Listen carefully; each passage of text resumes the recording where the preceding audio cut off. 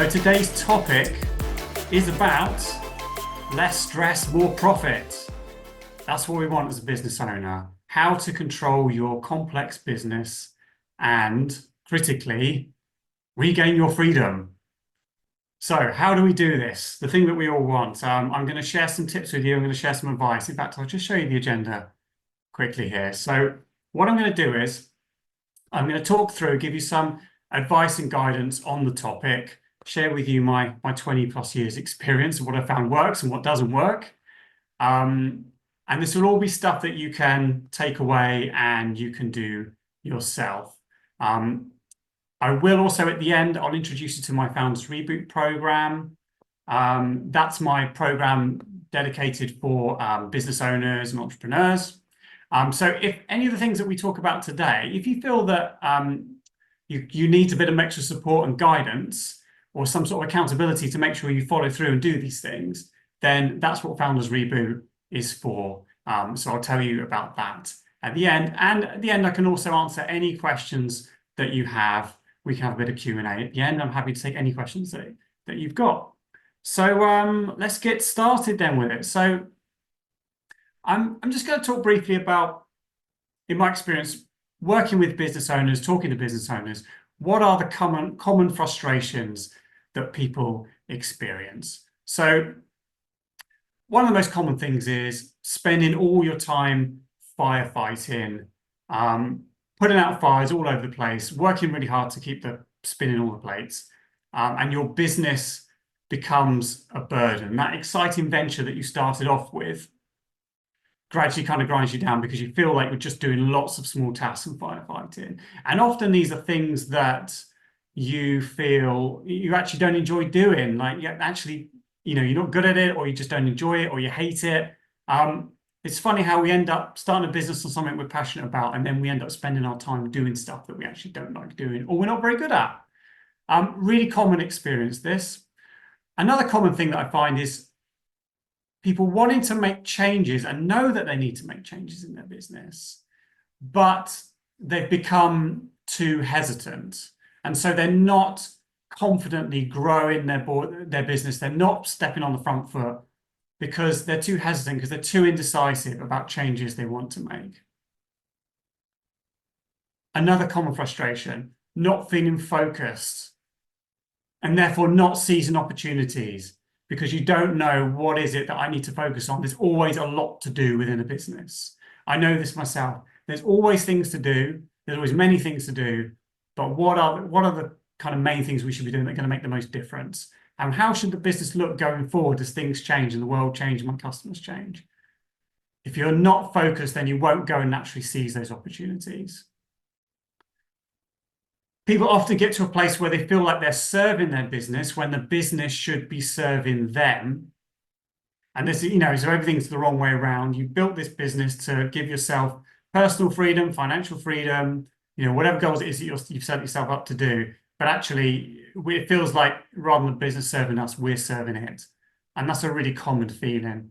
And lastly, it's very common as well for people to feel like they've got ambitions beyond profit. So most business owners, they want to make money, and we want to make as much money as we can. But there's nearly always something, I find, with entrepreneurs and business owners that they want to achieve in addition to making money.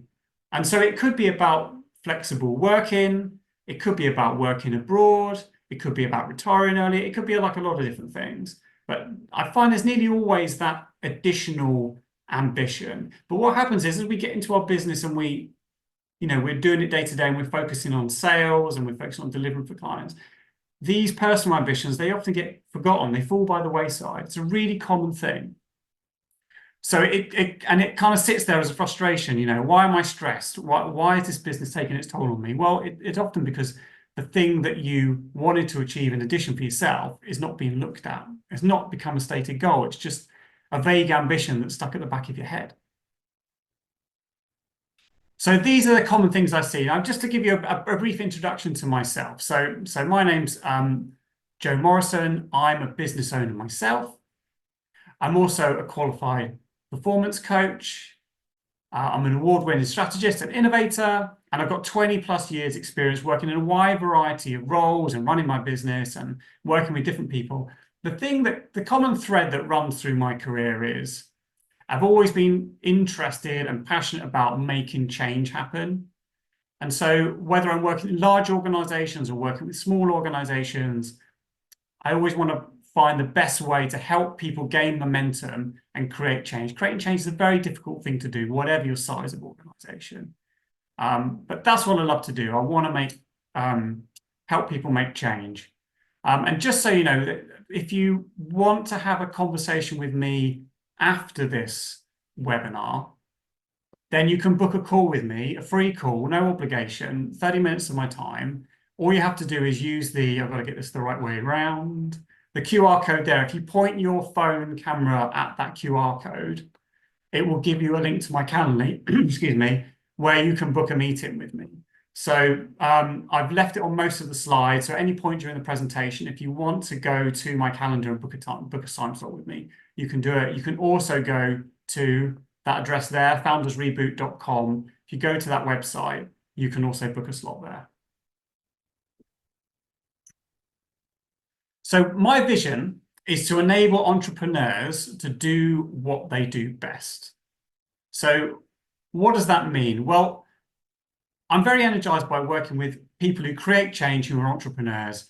And what they do best is, they start new things, they optimize things, they make things better, and they make change happen. And that's often how people start off with a business. But as things become more complex, it becomes harder to maintain that enthusiasm. And I call this your founder energy.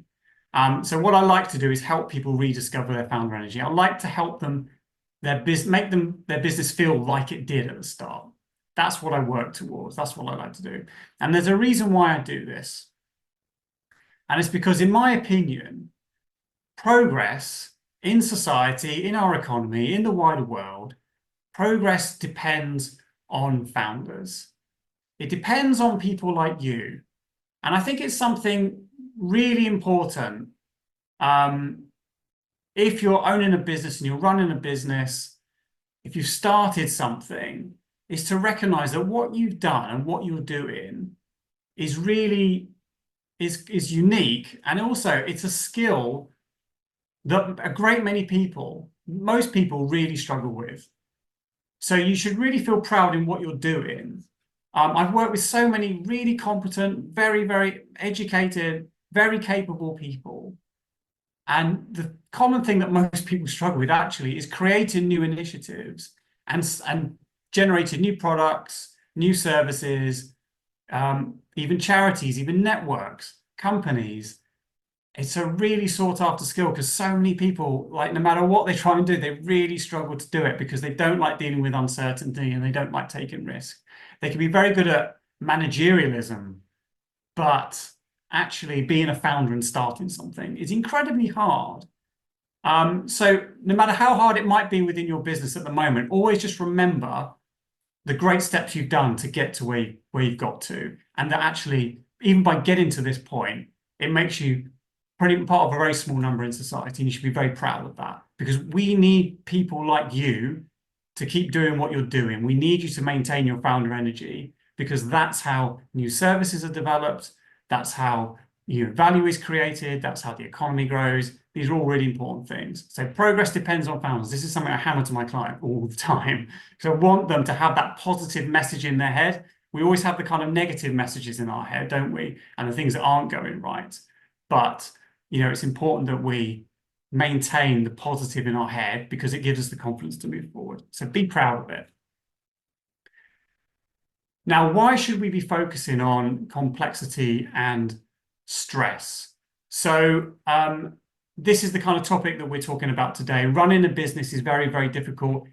Businesses inevitably become more complex over time. And it is very hard work and it's a lot of stress to do it. But there are ways that we can manage it and make it better and make it a more fulfilling experience. But why do we focus on this? Well, there is escalated business complexity at the moment. The world is becoming more complex. Technology is becoming more complicated. We need to have it in more aspects of our lives, more aspects of our business. It needs to integrate smoothly. It generates more data. That creates a lot of complexity. On top of that, of course, that we have regulations always evolving, and we have market dynamics changing according to what people and markets need.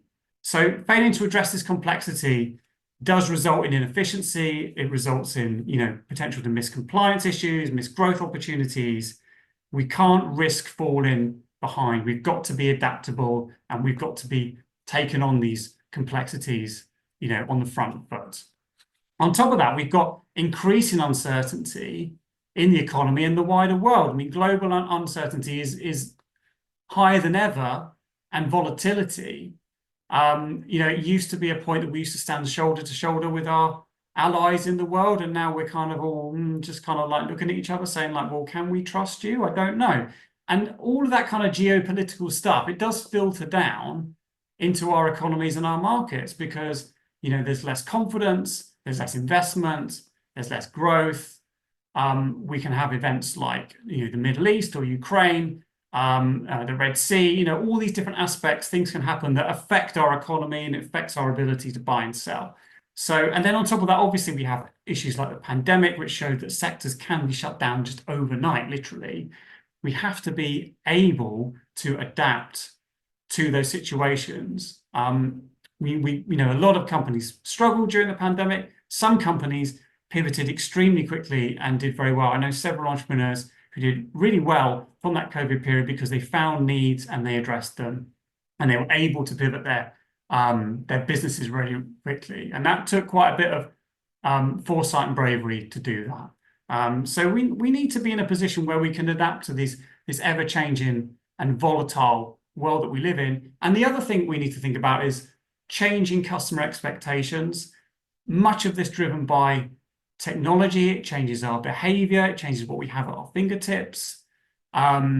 Social media and increasing like noise and dialogue, has led to also social changes as well that are more rapid than they used to be. And greater diversity of values in society and perspectives and experiences, and also sustainability concerns. So there's a lot there that we have to keep up with our customers. We can't just if we're just constantly fighting for tomorrow's sales, we're not getting in the shoes of our customer and understanding what are they going to need in the future and how can we create greater value for them. And that's always a long-term strategic risk. The most common problem I hear with the business owners I work with is struggling to marry day-to-day objectives and sales needs versus longer-term plans for growth and changes they need to make. So I'm going to talk about the impact of that and what we can do about it. So clarity, first of all, clarity on our business. Many founders lose sight of everything that's happening within their business. And what happens is they've got the business contained within their head and they think they've got a grasp of everything that's in there. But as our business becomes more complex, obviously it adds to the greater level of things they've got to be mindful of and stay in control of and monitor all within their head. And it gets to a point where it's just not possible. It can go wrong in two ways. Either you can have too much data and too much information and too many moving parts, and therefore you just get lost. You're like, well, where do I focus? Where do I spend my time? On the other hand, if you've got too little data, and maybe you run it in a very organic way and you just kind of keep it in your head and just keep going day to day, you don't have the data, you don't have the insight and able to make important decisions. So that you've got to get the balance on this. You have to map out your business so that you can see what are the big levers that I can pull that will enable me to sustain and grow my business. And what things do I need to stop? And then the way I do it with clients is we literally put the business on a page. So you don't want too much detail, but you have to have a bird's eye view of the business. If you're not getting it down and looking at it and taking the time to do that, then you will forever be stressed and lost in the complexity. You need to have clarity of the overall picture. This is a quote from one of my clients, she said, I have conflict in what I want my business to do long term. My head says one thing and my heart says another. And it wasn't until we actually started to map her business and understand what does the head want to do, what does the heart want to do, what are actually the decisions we're facing here, and got them down on paper and worked through the pros and cons, they were actually able to resolve that conflict. But it was only going through that process that we were able to help her realize that she had that conflict in the first place. She was working for years, stressed and worried about her business. But actually, what it came down to is we just needed to surface these issues and make the time to do it. It sounds simple, but it's so important, and so many people don't do it. And therefore, all these conflicts are going on in the back of your brain while you're trying to fix stuff and firefight. And this is why you're stressed. You really need to take control of this. Because once you do, it's actually very simple and very straightforward. I find clients make really fast progress once we go through this process. Something else I think you need to be aware of if you're a founder business is that your business is shaped by your style and your personality. It's inevitable. Your business is a reflection of you. And therefore, if you want to grow the business, if you've been meaning to make changes and you haven't made them yet, if you're thinking, why am I just recruiting the same clients and customers and I'm not expanding into new areas? Why am I not attracting new people? It's often because the business is reflecting you, and you are likely to have blind spots that you need to resolve. And critically, you need to be aware of yourself. You need to have an understanding of your own style, your communication style, your working habits, because your business is reflecting you. And therefore, there's nearly always some areas where you need to go against your type. You need to go against the bad habits or just the natural inclination that you've got within your personality that means you're not chasing certain opportunities or you're not communicating in a certain way. You need to overcome those. I've had this myself. I've done this with my own business because I've understood that myself, I'm quite an introverted personality. And one of the key things that I learned in recent years is like I was not communicating enough about my business. I was busy serving my clients, trying to do the most high value work I could and do the best service I could. But it meant that I wasn't making people aware of what I could do for them. And I wasn't attracting new clients when at the time I needed them. So it was only through having that insight into myself that I was able to generate that new opportunity for me, and to where to know against type. I needed to force myself to go out and communicate in new and different ways, and critically more frequently. So that's what I did, and it made a big, big difference. But you need to, if you don't have that self-awareness and don't act on it, you're doomed to repeating the same mistakes over and over again, basically. Here's some examples of clients talking to me. So one of them said, I'm avoiding opportunities to promote my business as I've got too many ideas and I don't know which ones to lead in. This entrepreneur, it just really surprised me when he told me this, because on the surface, like, you've got such a successful business. But what he told me was like, I'm so conflicted by two different ideas on how we could position our business. He was actively not going to conferences and not seeking work because he didn't know what message to lead on. And it was just so, so simple, and yet such a, it was really holding him back because he was just too conflicted, become too hesitant. The other quote there is about, a founder in the tech sector who said he felt he didn't have the gravitas to make the bold choices he wanted to make. And I find nearly always when business owners tell me I don't have the gravitas, I don't have the experience, I don't have the clients, the track record in certain new areas, nearly always they have so many strengths, so much experience, so much wisdom and value that they can share in those areas, but they haven't quite got the confidence to go out there and shout about it. So often this is a problem more of communication and confidence than actually is about your experience. And nearly always you probably do have the experience you need, but it's about understanding yourself as a founder, if you're hesitant, your business will be hesitant. And that's a problem we've got to overcome. We have to overcome this if we want to get to the place of having a simplified, effective, growing, efficient business. And you have to think about what occupies your time. And too many founders, I feel, they're not honest with themselves about how much time they're spending on firefighting and small actions. And it's not only that it sucks up their time, it also sucks up their enthusiasm and their motivation, because they're spending time on stuff that they're generally not very good at or generally don't like very much. And in the end, it just drains them. And the exciting venture of your business becomes a burden.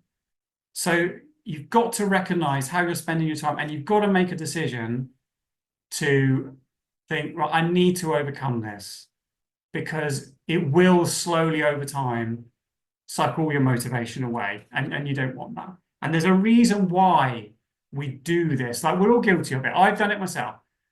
You focus on those quite painful tasks, but they're kind of small, and if you just chunk them down, you can get you can plod through them, you can get them done.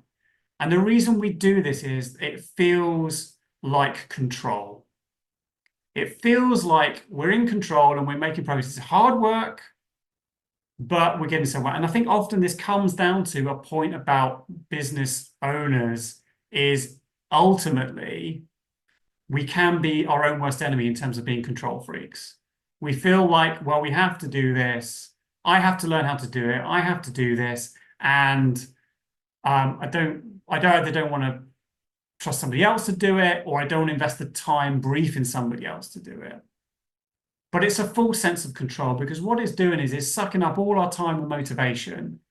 And the things that you're really good at, that you should be spending most of your time on, you're not doing anymore. So it's a really big problem. So you need to recognize this. Really, really important. If you don't address it, nothing will change. And I'm amazed at how many years this continues with business owners, year after year after year. One of my clients was working for nearly a decade with this kind of issue. But actually, once you address it, you can move forward really, really quickly.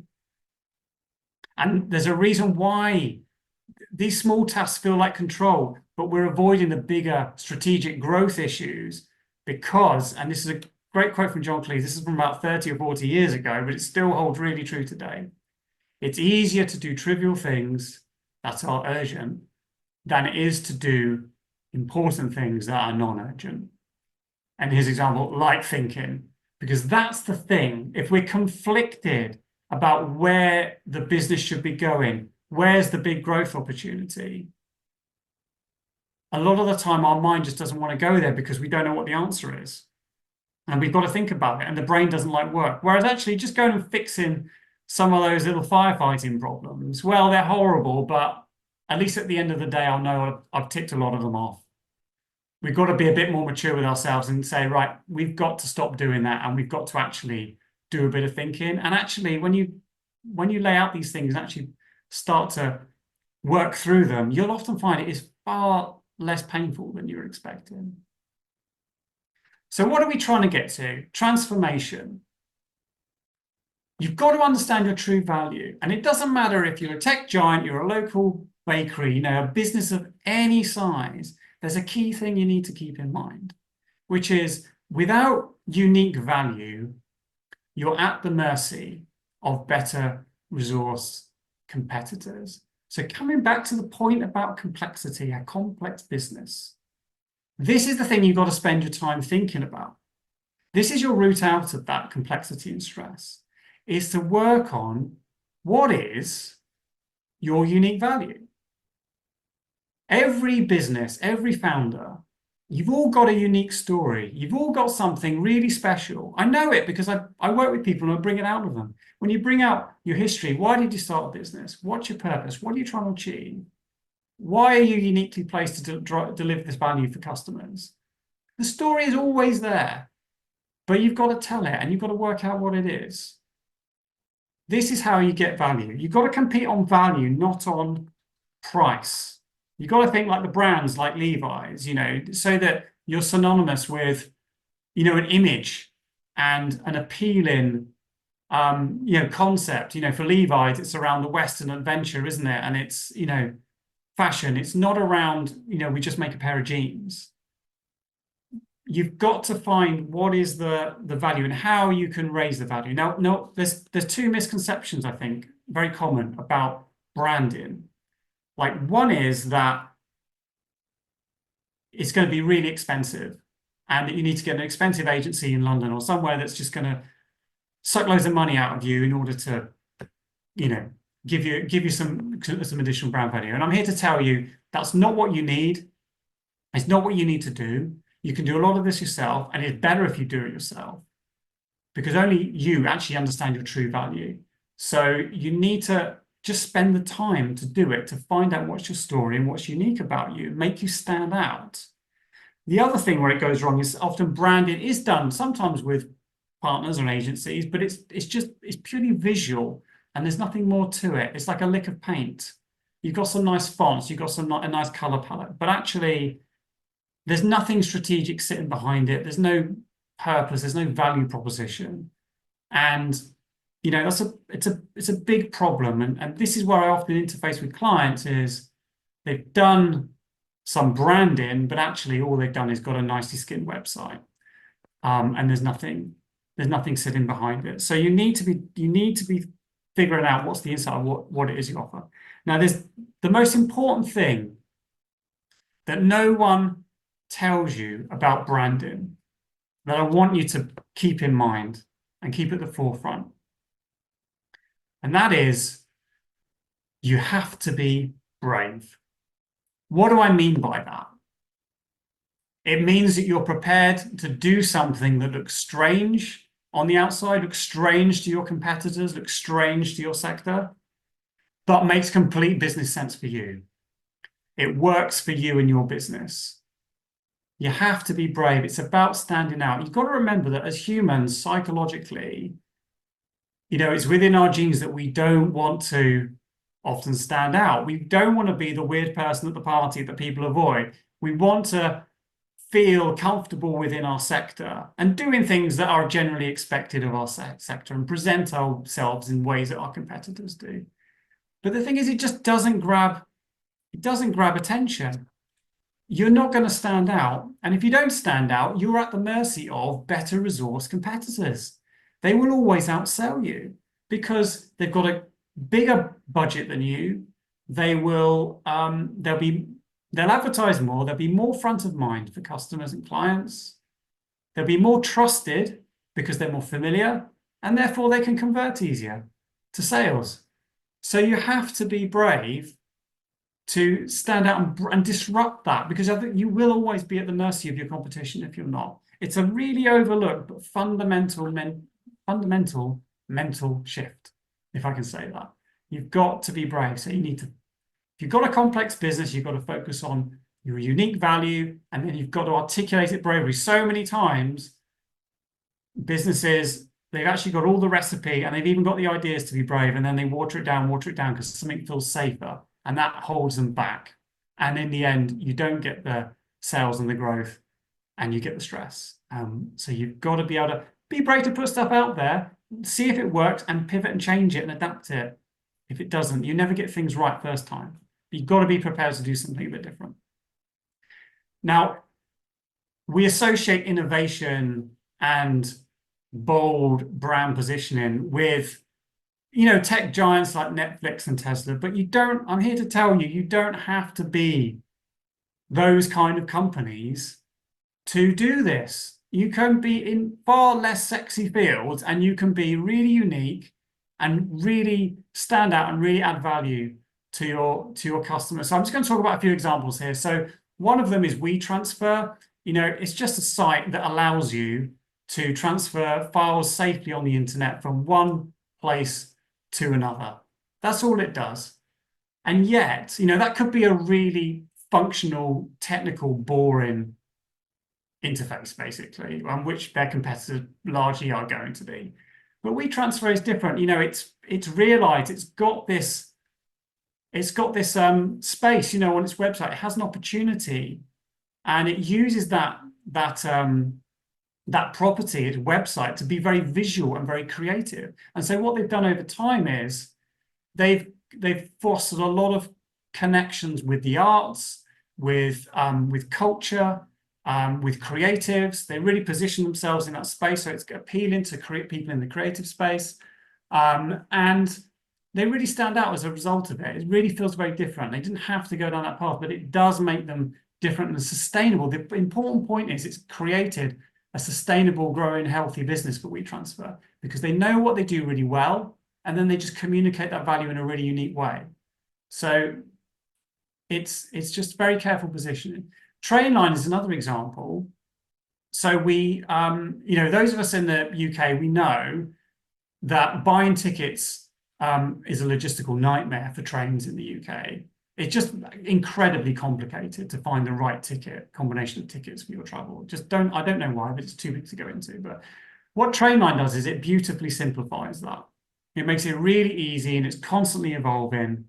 And what it's done over time is it's just positioned itself, as a very effective, innovative firm, always making it cheaper and easier to travel. And so again, it's a very profitable, successful company. And these companies they know their market, they do what they do really well. They do, stretch themselves, but they don't go wildly into different things. They're focused businesses, and they know what their customers need, and they keep delivering it. If we think more about the high street, now we know how hard it is for brands on the high street at the moment to even sustain themselves in the UK. Many brands going out of business and shutting stores, but then you've got certain exceptions to this. So Richer Sounds is a great example. They sell hi-fis and TVs and all this kind of technology, but they've been able to sustain themselves when all their competitors fall by the wayside. And they've done that by really investing in their staff, investing in training, investing in the experience that people have when they go in store. And they've been able to buck the trend, because they've been very brave in how they've done it. They don't act like other high street shops. Similarly, Timpson as well. Another one, they invest in their staff. They've been very adaptable in using their small stores. So, they're a classic kind of key cut-in, shoe repair shop, but now they do like a myriad of other things that they have the opportunity to do because of their footfall and where they are in the high street. But they also like their staff to be quite autonomous in running each store. So they trust people, they invest in people, and they invest in new ways of generating revenue from the bit of real estate that they've got.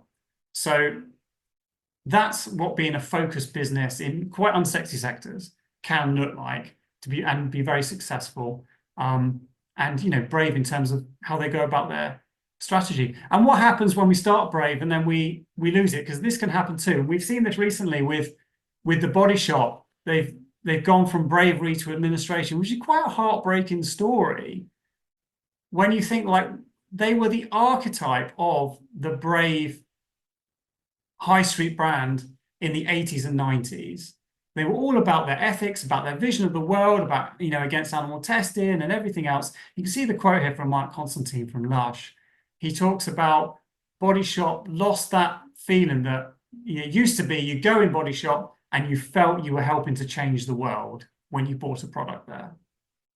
I mean, just think about that. You're buying some soap, essentially, or some cleanser or something like that, and you actually felt like you were making the world a better place through that purchase.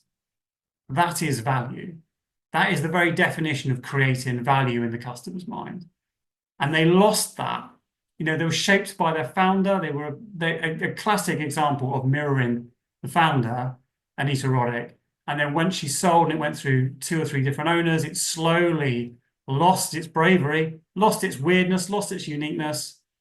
And now this is where they are, in administration. So it's quite a pertinent story.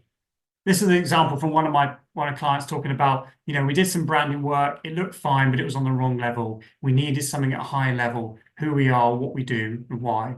And that's what, the examples I was just talking about. This is the kind of thing that was missing. Do you have the best trained staff on the high street? Do you have a unique position, makes you feel like you're changing the world through buying our product. This is the kind of thing you've got to find. So that's kind of about value. And I want to talk now about how you run your business and some things to be aware of. So one question to ask yourself is, are you an organically evolving business or are you a controlled business? So an organically evolving business it's one where we are just running by the seat of our pants all the time. We're constantly chasing, the next dollar. So we don't have time to sit down and plan what we're doing and how we're going to grow and where are we actually adding value for clients and what can make us unique. We're just delivering, we're just selling, delivering, selling, delivering, selling, delivering. And then you inevitably end up with quite a messy, stressful environment if you're working that way. And it's something you just got to take a step back from. It's a common trap. It's very easy to fall into it. And I've done it in the past as well. I know, because there's such pressure to sell, that you can take shortcuts and you're not thinking about the long term. You're not thinking about the customer in as much depth as you should be. So be aware, are you in that? Or are you a control business? A control business lays out its ambitions, lays out its strengths and its weaknesses, how it works, all its moving parts, and then makes decisions based on insight on how it's going to go forward. That's where you need to get to.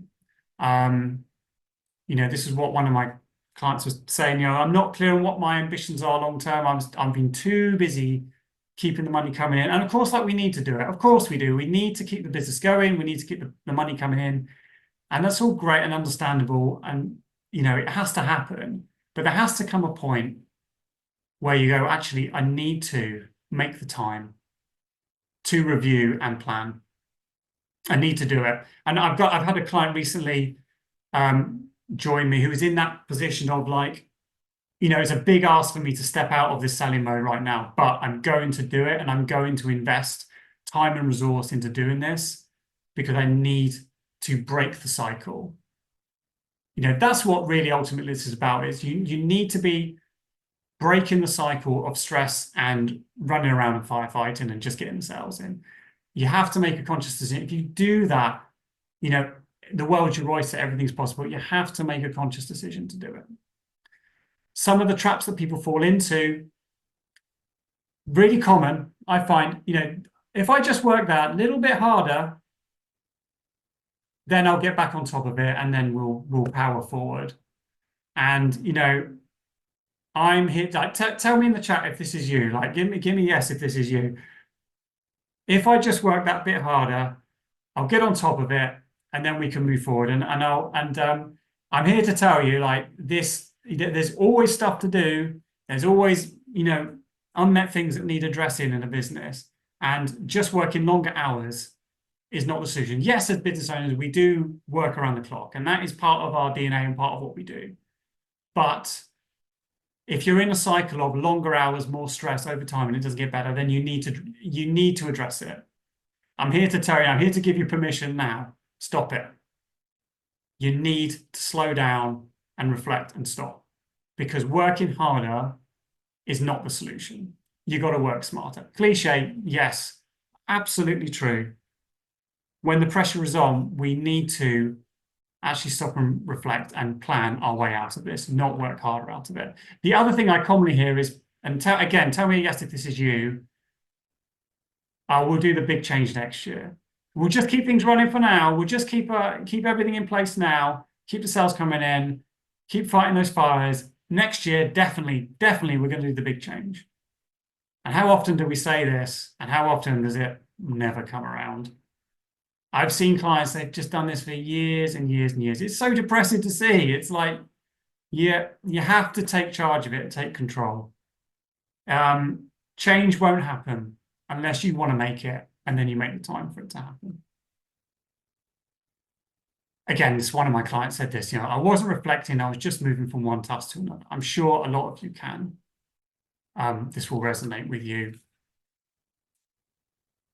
Process.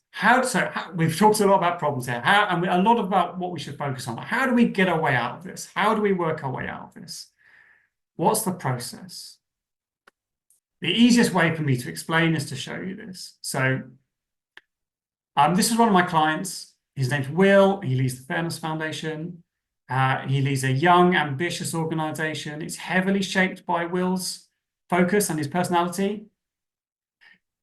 They had undertaken branding work, but it was only at surface level. Will was targeting many diverse audiences simultaneously, and it was a confusing mix of ideas and activities and noise. So great ambitions, you know, a lot of skill and knowledge there to deploy and add value, but too many audiences and too many ideas and activities going on, no focus. And so what we needed to do was refine that strategic focus, find their story, think about their positioning, how they present themselves to the world, and then the tactics that are going to make that strategy happen. And what I did with Will is I identified his styles. This comes back to what I was talking about at the beginning. Understanding your style, your communication style, your working style, so that you can then go against type. That's what we did with Will. We had to break the unhelpful habits. We had to find the blind spots and address them. And I gave him a safe environment to explore and practice and learn. So we worked on storytelling and we worked on how he could present himself in the business and experiment. It is about experimenting and being free to do that. And then the solutions were owned and honed by him. It wasn't about me giving him solutions. It was about me helping him understand his options and opening his mind to other options and helping him make clear decisions based on insight. So through working, I gave him a process to hold himself to account. So, this isn't necessarily about you working with me. You could do this yourself. You've got to find yourself a process to hold yourself to account, because you need, if you're going to take action, you need to hold yourself accountable. Who is the person holding you accountable? Is it you? And if you haven't taken that action yet, well, you need to find a mechanism or a person or some way of holding yourself to account, because otherwise it's just not going to happen. So these are the areas that I worked on with Will. So these are the things you can use as guidance. It's really simple when you boil it down. So number one is focus. And what focus gives us is the opportunity to find those big levers, to find value so we can grow and we can stop doing stuff that's inefficient for us or ineffective. And focus, this is something people often don't understand about focus. True focus means you have activities you really, really, really want to do, and you consciously choose not to do them. It could be ideas you're really excited about. It could be something you're passionate about, but you choose not to do it, or you choose to do it later and another time. But that's what, unless you're making painful decisions, actually stopping stuff that you want to do really badly, then you're not focused. So you need to find that focus. That's how you create value, is by doing that. That's how you grow.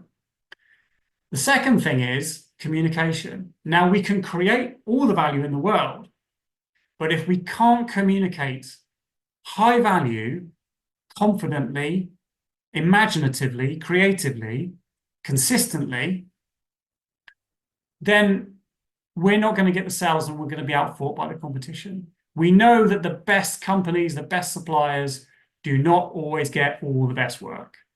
And it's because those who are better at communicating steal their lunch. Don't let that be you. You've got to work on your communication. And again, it's about you as an individual and it's about you as a business. You need to look at the two together. And the third element is accountability, which I already touched on. You need to be moving. If you're stuck in a cycle of complexity and stress, you need a process to create change. Otherwise, it's not going to change. You're just going to carry on. So what's your process for accountability? How are you, if you find focus and you communicate better, how are you going to make sure change happens? You need to hold yourself to account. That's how action happens. There's another really simple thing to think about. And this, I'm I find this amazing with all my clients. It always boils down to this, right? You're either, and tell me who you are in the chat. Tell me where this resonates with you, right? Are you an action-driven person, very decisive, can make decisions quickly, use a lot of your gut instinct, get things done quickly? Or are you a more reflective person, like to consider things and, a bit more thorough? And most of us, we're somewhere on that scale. Nearly always the solution I find when I work with clients is if you're an action, quick decision maker, my job is to slow you down. If you're reflective and very considered, my job is to speed you up. Nearly always that is the solution. Find where you are on that scale. This is where you need to go against type. You need to find, that is the secret to your growth. It's the secret to your way out of your complexity and stress. If you're reflective, get faster. If you're action orientated, slow down, reflect, plan. Use insight to make decisions more. That is how you're going to go from good to great. That really is. That's the process. That's the process I took Will through my client. This is what we created for him. It's a 4-step process. So number 1 was looking at his leadership style, looking at his communication style, finding those personal insights. Then we worked through to how do we communicate higher value? How do we find more effective ways to sell ourselves and sell our vision? Then we worked on the strategic clarity. So that's like making the tough choices, refining the audiences, refining the value proposition, refining the business. And then there's the accountability bit, which is the tactical plan. I've worked a lot of my career in innovation and new product development. And the key aspect of that is, because nearly always with my clients at this stage, is we end up doing something new. We plan to do something new to change the business. And the key part of that is you have to set goals around learning, not immediate high impact, not immediate high sales or high exposure or hits or whatever it might be. It's about learning. You have to take the step of learning objectives and KPIs first, and then you build on what works and you adapt and you change based on what you learn. It's a really important point. But then you need a tactical plan that makes you accountable, ensures you're taking action and you're moving forward. And what I do with the clients is like we simplify what we're going to do. We're really clear on what we're going to do, how we're going to measure, how we know that we've learned what we need to learn, and when we're going to do it by. I mean, that's really good. Classic, smart objectives, but you obviously need a time and a date and a budget and all of this stuff. And that's what I do. That was the process I did with Will. He really loved it because he felt, as he said in the quote here, it was both reflective and action orientated. It aligned with his priorities, and he liked the blend of what we were doing. He calls it coaching and consulting. Actually, I call it more coaching and mentoring, because the solutions all come from him. It's not me giving the solutions, it comes from him, but it's just giving him the process to do it. But it just shows that is what you need to do, is you need to find that space and time to focus, communicate better, and then hold yourself accountable for action. So everything I've talked about here so far, you can do this for yourself. I've given you lots of things to think about, lots of ways that you can move yourself forward. And that's all stuff that you can do yourself. If you're the kind of person who needs a bit of support and guidance, or someone to help hold you accountable, then, as I said at the beginning, this is my introduction to my short program for business owners called Founders Reboot. I call it 8 weeks to growth and freedom, because that's what we're trying to achieve. One is to grow the business. The second thing is to regain freedom for the business owner. Because that's the common value that I find in most people who run businesses, is they want freedom. That's why we run business in the first place, right? We want to be free. We don't want to be working for a boss. We want to be doing our own thing, creating our own thing, and we want to be on the front foot and be entrepreneurial, and that's the aim of what I do. The way that it works is it's an 8-week short program. I work with you one-to-one. It's done through online meetings, so we do it through Zoom, and we have a shared docket that we work through at the time, which is very templated. makes it all really easy for you. I'm going to show you a bit of that in a moment. And you have to commit just half a day a week to making this happen. So out of your whole week, you've only got to put aside half a day to do this. And sometimes it's actually much less than that. But if you think about how important this is for the growth of your business and the stress and complexity you might be fighting, this is the time you need to put aside. What I've done is compacted everything down to minimize this as much as possible.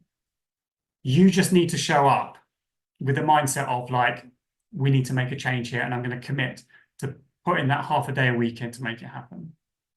And we work on you and we work on your business. Work on a holistic thing.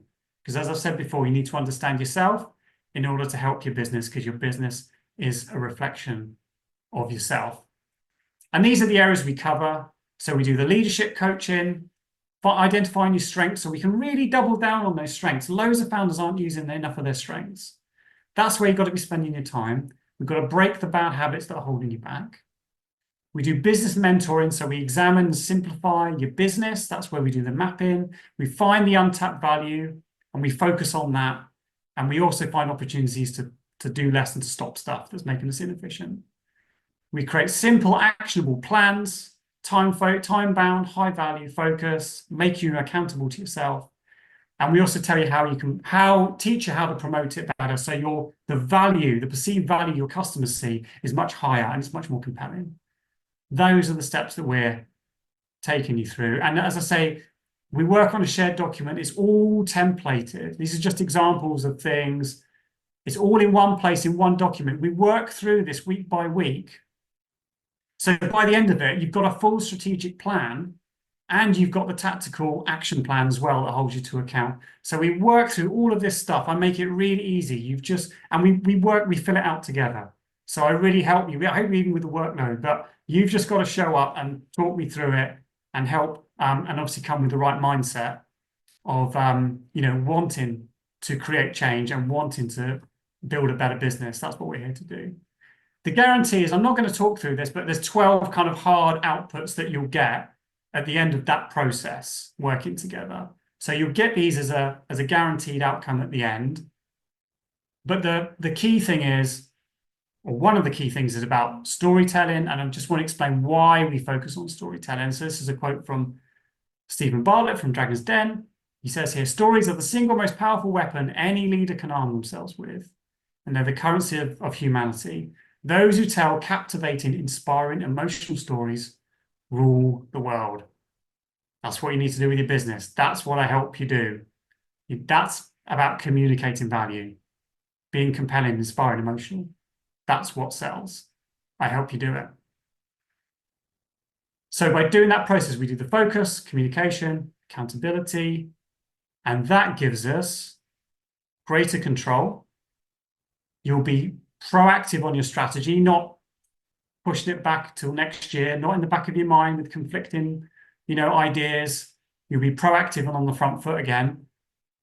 Because of that, you'll feel more focused, you'll have reduced stress, and ultimately it is the path to generating more value for your customers, but more value for you and your business. Your business will be worth more. But you have to put the work in to do it, and you have to make the conscious choice to do it. To qualify, if you want to get involved, you must be a founder, an entrepreneur, or a business owner, number one. And you need to take a conscious decision that you're going to take control. As I've explained before, you need to be willing to stand out in the market. It's no good working on all these things and not being willing to then put out something that's unique with unique value. Have to be willing to do that. And you have to take action based on insight. Action based on insight as a leader, personal insight, the business insight. But also at the same time, you want to avoid perfectionism. We need to get going. We need to put stuff out there. We need to learn, and then we keep adapting as we learn. So it's getting that balance right. So if you're having trouble devoting time to important but uncertain things, as John Cleese was talking about before, then Founders Reboot is a great method for getting you to that point. I just want to share with you another quote, actually, from Mark Randolph, who is the one of the founders of Netflix. I can just find it in front of me here. Because he said, so he co-founded Netflix, which has obviously gone on to, very great things. He's not got an MBA. He says he's got no formal business training. He's never done a business course. I'm not sure how true that is, but he's not been schooled in this stuff. He's just learned through doing it. And he says, if I'm overwhelmed, I find focus. And when he was building his businesses, he says, if I had more things to do than I had time and resource to handle, I learned how to focus and prioritize. So it's exactly what I've been talking about here all the way through. You have to find that time to focus and prioritize. And that's why I built Founders Reboot, to be that process, to enable you to do that. Another stat that's interesting for you to recognize is if you set a goal with an accountability partner, basically you share that goal with someone else. I'm going to do this by when? 65% of people will achieve that goal. So you're more likely than not that you will achieve that goal if you share that goal with someone. This rises to 95%, 95% if you meet with that partner on a regular basis. So it really does help to work with somebody else, someone external. You're far more likely to take action. And if you take an action, you're going to put yourself in a better position to be able to grow. And just one last kind of benefit I want to talk about with Founders Reboot. Some business coaches, they might want to tie you into a 12-month contract or a 6-month contract. That's not how I work. I know that entrepreneurs, you're busy, you want to get on the front foot quickly. This process is a 2-month process. Start to end. You get everything at the end that you need. And we just do it. We meet weekly in a regular slot, same day, same morning or afternoon or evening, each week. And we just do it for 2 months. And then you are on your way. You'll be well on your way by the time you finish. One of my clients, Jane, she said, Founders Reboot came at the perfect time for me. I want my business to feel exciting, like it used to feel before I became overwhelmed with tasks. And tell me if this resonates with you, because this is the classic feeling that I'm working with people on, is how make your business feel exciting like it did at the start. How do we avoid that overwhelm? Because we all have a point where we get to it. So 8 weeks to freedom with Founders Reboot. You get your new growth strategy and your business plan. It's templated, completed. You'll be ready for action at the end of that 8 weeks. Plus, you'll understand yourself and you'll know how to unlock your potential, because you'll know your bad habits, you'll know your stretch zone, you'll know your strengths.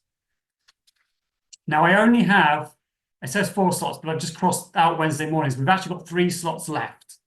So I've got 3 slots in the cohort, the next cohort that I'm taking on for Founders Reboot. So if you want one of those slots, if you want mornings, that's when we'll meet, Monday mornings for 8 weeks. If you want Thursday mornings, we have Thursday mornings. There is also a slot for Monday evenings. It's my only evening slot. So if you want that sort of person, I want to do this process and this planning outside of working hours, there's your opportunity. But you've got to be quick if you want that evening slot, because there's only one of them. So you need to act if you want to get that. I'm doing this for a limited time. This price will not be repeated. $9.90, that's the whole 8-week process, the whole template, the whole coaching, everything. I guarantee the next time I promote this, it will be more expensive. If you want to grab that price, you need to act now, because it will not come again. I'm also offering, if you want to split the payments into 2 installments of $495, you can do that too. So you can pay $495 at the start and you can pay $495 halfway through. So you've got that. So overall, that works out. It's less than £125 per session. This is a really, really great deal. And in addition to that, I also will give you a free accountability call after the Founders Reboot program. So we do the 8 weeks, and then we'll have another call. At the time of your choosing, you could say, Joe, I want to meet, 2 weeks later, a month later, 2 months later, whenever it is, we'll have that meeting, and then that can be like a stage post for you. So, right, this is when I want to get action taken by. And you'll have a call with me, so you know you've got that in the diary to work towards to help keep you on track.